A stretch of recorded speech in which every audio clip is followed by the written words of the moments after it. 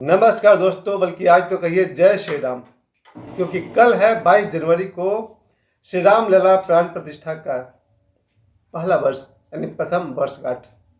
क्या क्या करें इस अवसर पर, क्योंकि ये अवसर आया है 500 वर्षों के बाद। यहाँ 1528 में या कहिए 1527 में बाबरी मस्जिद का निर्माण हुआ, और बाबरी मस्जिद का निर्माण वहीं हुआ जहाँ भगवान श्री राम का मंदिर पहले से था। यहाँ तक कि ये भी मानना है कि भगवान श्री राम का वो जन्मभूमि भी था। अयोध्या में भगवान श्री राम जी के जन्मभूमि पर जो भगवान श्री राम का मंदिर था, उस पर बना दिया गया बाबरी मस्जिद 1527 में, और उसके 500 वर्ष लग गए जब 1992 में बाबरी मस्जिद के ऊपरी हिस्से को ध्वस्त किया गया, और 2024 में श्री राम लला का प्राण प्रतिष्ठा अयोध्या में हुआ। यानी कल 1 वर्ष पूरे होने वाले हैं। अपने ही देश में भगवान श्री राम को करनी पड़ी है 500 वर्ष प्रतीक्षा। ये बहुत विडम्बना है इस भारतवर्ष का। जिस देश में भगवान श्री राम ने जन्म लिया है, उनकी पूरी लीला यहाँ हुई। जिस देश में भगवान श्री कृष्ण ने जन्म लिया, जिस देश में देवरा बाबा जैसे संत हुए हैं, और तुलसीदास, कितने नाम हैं, विवेकानंद, ओशो तक का आप नाम ले सकते हैं। जिस देश की मिट्टी में इतने सारे संतों ने, ईश्वर के अवतारों ने जन्म लिया, महाराष्ट्र तो पूरा भरा पड़ा है, उस देश में भगवान श्री राम का ये मंदिर, अयोध्या का मंदिर बनने में 500 वर्ष लग गए। विडम्बना है। और इसका कारण मैं बता सकता हूँ। कारण यह है कि मेरे 4-5 दोस्त हैं, शायद ज़्यादा है, 10 भी हैं। बोलने में तो उनका कोई जवाब नहीं, बोलेंगे तो उनके मुंह से रील निकलते जाएगा, लेकिन जब उनको कहा जाए कि भाई बोलिए यूट्यूब पर या फेसबुक पर, तो उनके मुंह में दही जम जाता है। यानी देश के बारे में इतना कुछ बोलेंगे, राजनीति पर इतना ज्ञान रखते हैं, हिंदू मुस्लिम पर भी बोलना शुरू करते हैं तो रुकने का नाम नहीं लेते। उनमें से कुछ तो मेरे बड़े भाई के समान है, 2-3, जिनके मुंह से जब बोली निकलने लगेगी तो बाप रे बाप।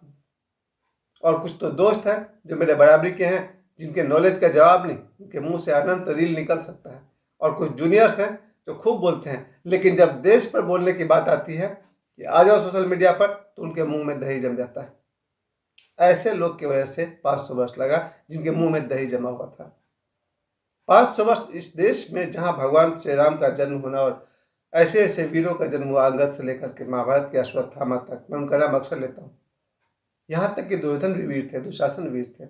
वीरों की भूमि भारत। और आज भी 2025 में 100 करोड़ अगर सनातनियों का है, तो 10 करोड़ तो जरूर वीर पुरुष रहे होंगे। माना कि 90 करोड़ लोग एवरेज रहे होंगे, 10 करोड़ आज भी बिल्कुल अंगद और अश्वत्थामा की तरह वीर और बहादुर सनातनी है।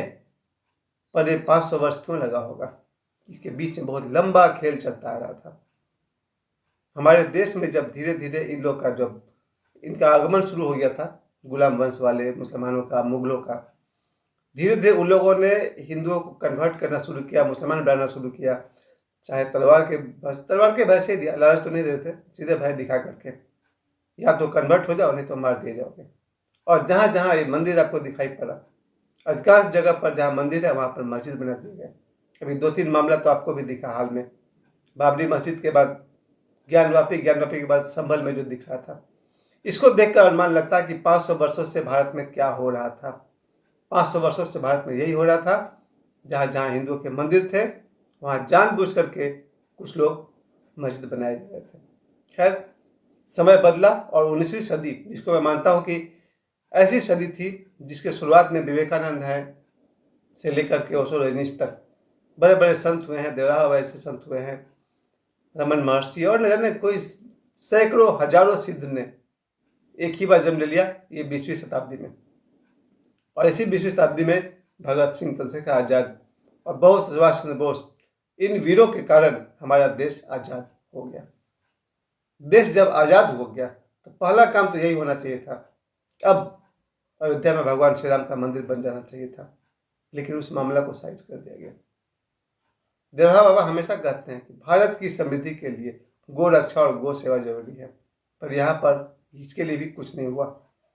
उसके बाद जो संविधान बना, उस संविधान में अब तक, यानी कि 50 और 20 70, पिछले 75 वर्षों में 104 बार संशोधन हुआ, पर भगवान श्री राम का वो मंदिर बनने के लिए क्या स्टेप लिए गए?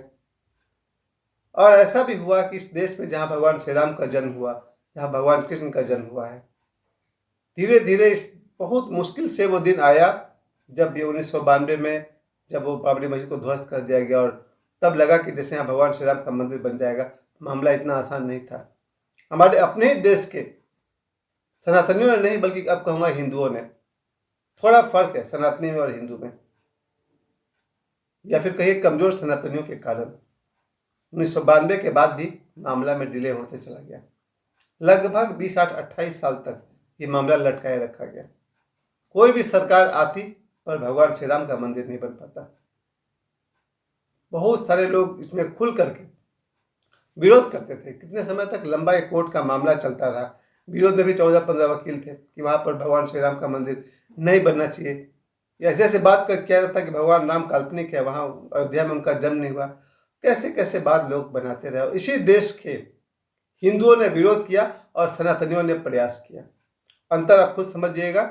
सनातनी जो सनातन धर्म को मानता है, और हिंदू जो सनातन में जन्म लेकर के भी सनातन से गद्दारी करता है। यही अंतर है। ये मेरी अपनी परिभाषा है।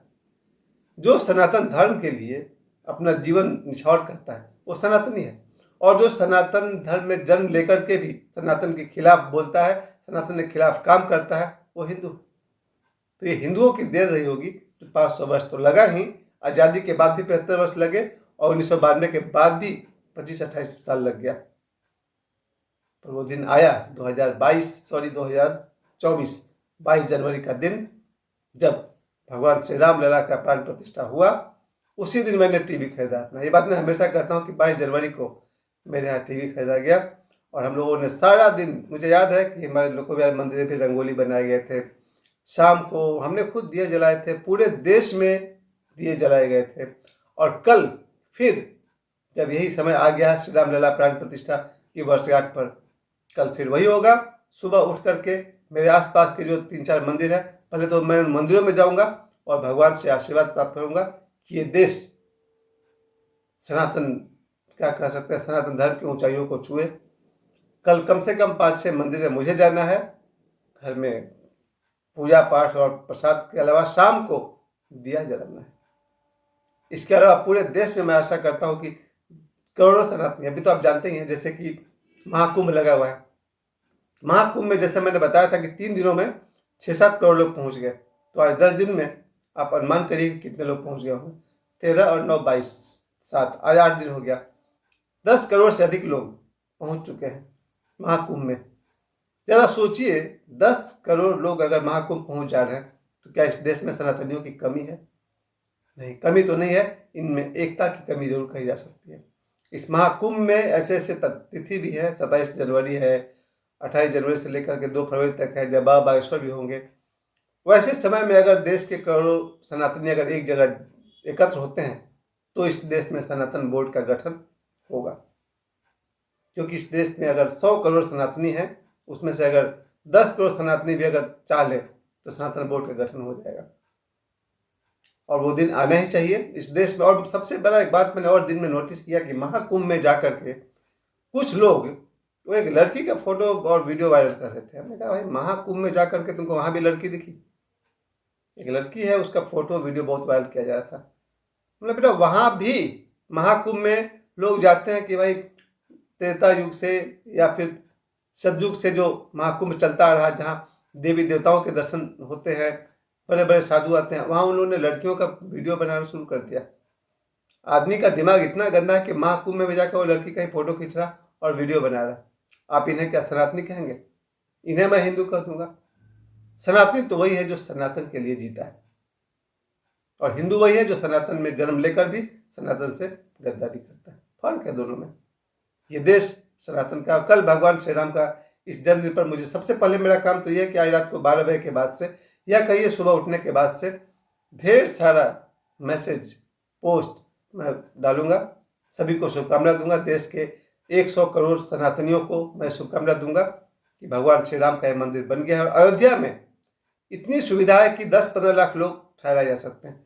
संभवतः भारत का सबसे बड़ा तीर्थ स्थान अयोध्या है, और अगले हर एक साल में या हर दिन ये और भी प्रगति करता जाएगा। भारतवर्ष में एक तरफ महाकुंभ चल रहा है, जहाँ करोड़ों लोग वहाँ जा रहे हैं, और दूसरी तरफ कल 22 जनवरी को श्री राम लला का प्राण प्रतिष्ठा का प्रथम वर्षगांठ है। पूरे देश के सनातनियों को, बल्कि पूरे विश्व में फैले सनातनियों को, क्योंकि सनातन धर्म में दूसरे धर्म के लोग भी अब आ चुके हैं, मुसलमान भी हैं, क्रिश्चियन भी हैं और भी अन्य धर्मों के लोग सनातन धर्म में आ चुके हैं। विश्व के सभी सनातनियों को मैं श्री राम लला के प्राण प्रतिष्ठा के प्रथम वर्षगांठ पर ढेर सारी शुभकामनाएं देता हूं और यही कहूंगा, जय श्री राम।